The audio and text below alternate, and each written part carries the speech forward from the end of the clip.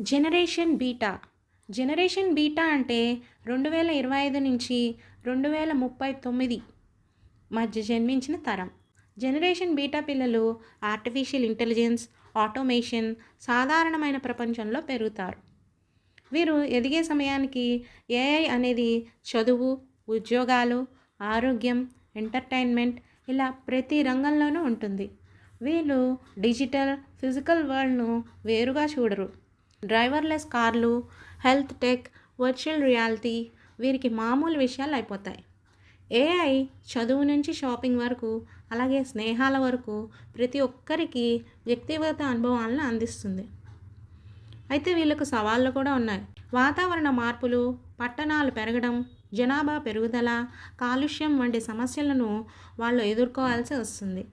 జీవన వ్యయం పెరగడం కూడా వాళ్ళ జీవితాలపై ప్రభావం చూపుతుంది.